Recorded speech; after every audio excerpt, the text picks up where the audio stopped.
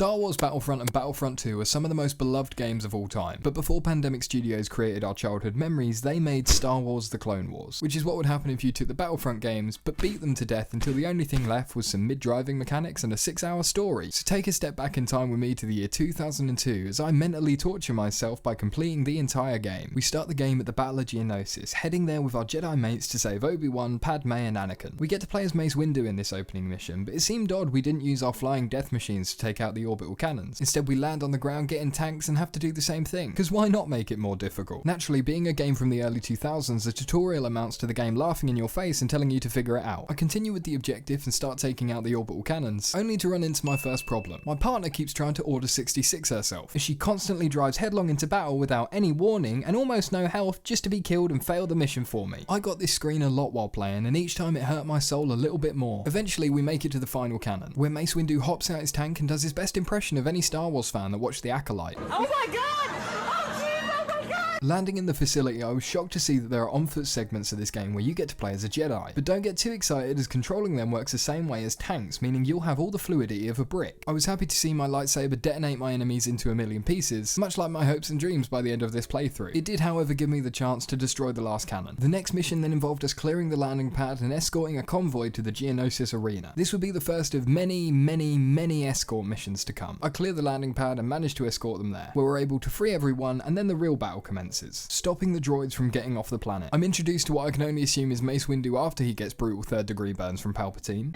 Stop it. Get some help. And then have to play a 30-second segment of me running across a battlefield to get to the gunship. Flying it is actually pretty fun and also has a kill everything button, which is great for the genocidal maniac in you. After destroying the ships, it's back to fun tank battles where you have to defend the cannons so they can shoot down the core ships. Before leaving the planet though, you have to face off against some of the galaxy's greatest threats, the Dark Acolytes, in tanks. There's a cheap joke here, but I'm not going to make it because I've already done one. But some might say you have to face the power of...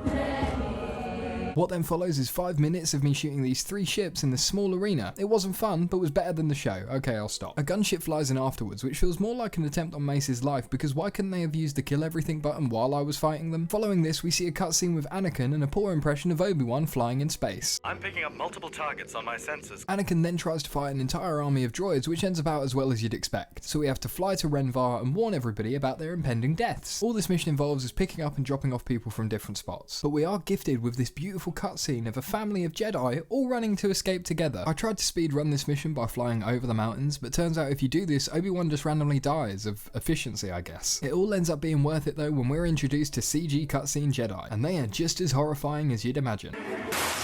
We're commanded to go to the junk planet from the Force Unleashed to look for separatist activity. We're spotted by some droids as we land on the planet, so we have to chase them down to make sure they don't alert anybody. The next mission then involves us alerting everybody, because of course it does. This is also where the first major difficulty spike occurs. I spent way too long trying to take out all of these convoys, and despite being given the ability to command Anakin, being faithful to the film, 90% of the time he just doesn't listen and does his own thing, saying classic lines like, I would if I could. That is not possible. I died over and over and over again trying to destroy these convoys. Eventually, when I stopped crying and got out of the fetal position from the corner of my room, I did manage to do it. And then I had to lead the troops in another escort mission to this big crane which we need to destroy because the Sith want to get an artifact. We get there and destroying the crane goes by pretty quickly, but then Anakin sees Dooku and gets arm envy, so decides once again not to listen to us and runs off after him. I want more. And I know I shouldn't. Leaving us alone to fight this monstrosity. Once again I died a few times, even managing to fail the mission as I killed it, leading to this very much alive Obi-Wan taunting me at the game over screen. Eventually I do kill it though, and then get a cutscene of Dooku fighting Anakin before he's shot in the back and goes down, which feels strange as this is a dude who gets his legs cut off and is still screaming trying to fight, but a blaster bolt puts him down in one. We wake up in a cell on a spaceship and are greeted by a woman who tells us about a weapon they're going to use to steal power from Kashyyyk. Dooku then has a senile moment and takes us down to the planet, leaving us in an easily escapable cell. Turns out we also left Anakin's lightsaber with a droid, which feels like a real oversight when dealing with what is meant to be the most skilled fighters in the galaxy. We're forced to escape as quickly as possible as the Sith energy weapon is about to wipe out everything close to it. This woman then suggests saving the Wookiees, but role-playing as Anakin, I leave them for dead and ride off into the sunset. I mean, it's not like they were going to outrun it anyway. Once again, I saw Anakin blow up many times trying to escape this pink mist of doom because I'm bad at the game and the controls are awful. After I escape, we meet up with a Wookiee who helps us out by giving us these dinosaur-looking creatures to ride. What then follows Heroes is a very long mission where we steal a tank from a small base just so we can sneak into a bigger base and send a distress signal. Anakin then gets to do his favourite pastime of massacring everyone in sight before doing what is possibly the slowest getaway in history. The next mission then involves us holding off droids while we wait for the Jedi to come and save us. First we have to trigger 2 traps, but then I'm fairly certain the game breaks because it teleports me back to the beginning and tells me to defend the city. The Jedi finally arrive and thank goodness we're back in a tank. I was getting withdrawals. We then find this ship which we once again have to shoot a bunch of times until it dies and then escape the planet. But don't worry, our hard work doesn't go unpaid as we are graced with another nightmare-inducing CG cutscene.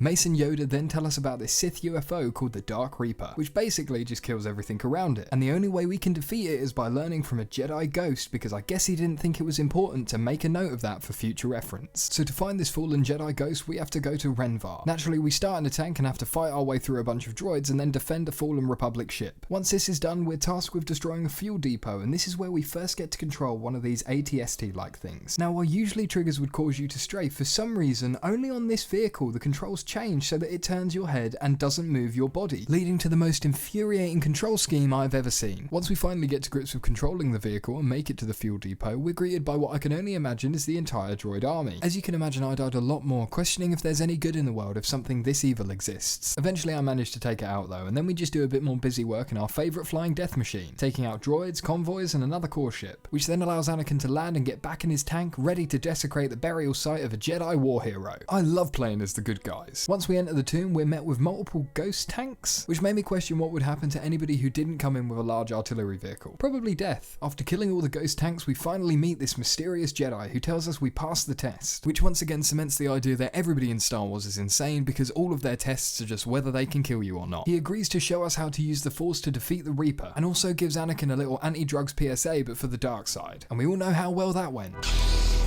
After this, we head back to let everyone know and get ready for the final 3 missions, which take place on the Sith planet called Thal. The first thing we have to do is take down the shield generator to get into the planet. This includes 2 of my favourite things, another escort mission inside the worst controlling vehicle in the game. What added to this pain is during this mission I found out there's a sniping mechanic, and it had taken me 3 missions before the end of the game to realise this. I do eventually take down the shield generator, where I'm then able to pilot our flying death machine one more time. The objective is to take out the energy farm so we can land and do even more escorting, but I was not prepared for how infuriatingly difficult this section was going to be. So you have 6 walkers, which sounds like a lot, but when their structural integrity is that of my will to live after playing this game, they blow up really easily. It also doesn't help that you're on a battlefield, which I can only imagine is the equivalent of the D-Day landing. All this to say I've seen hell, and it's mission 15 of this game. After about 45 minutes I do make it through this section, only to be greeted with a boss battle. Don't worry though, originality is well and truly dead at this point, so we just reuse the one from the junk planet. Then after this we get our final on-foot section as Mace Windu, which lasts about 20 seconds. Yes, there's a sex joke in there, and no, I'm not going to go for it. After all of this though, we're at our final mission. 6 planets, 5.5 hours of gameplay, so what's the big reveal? It's another tank mission. At this point, a sleepover at Skid Row seemed more fun than doing this, so I went full speedrun mode, shooting past every enemy and avoiding them like a true Jedi would. I did have a mini boss fight with that Sidon person who shot you in the back at the start of the game, but Anakin promptly kills them, which definitely isn't a huge red flag. Then for the big climax, I get to face off against the Reaper, the Sith UFO, and of course it was an anti-climax. I just had to shoot the weak points a bunch of times and deliver the final blow to its heart, which seems really simple and not the type of thing you'd need to seek out a dead Jedi for. We end the game with Anakin and Obi-Wan admiring their destruction, while off somewhere else, Mace, Windu and Yoda talk about the battle ahead and the war crimes they're going to commit. Credits roll and I sit there asking myself what I'm doing with my life. Make sure to subscribe because only 0.2% of you are, so go do that. I hope you enjoyed the video, sorry it took a bit longer, but let me know what you'd like to see me cover next. Also, if you want to see me torture myself more, why not click here and watch me play 5 Star Wars games that time forgot.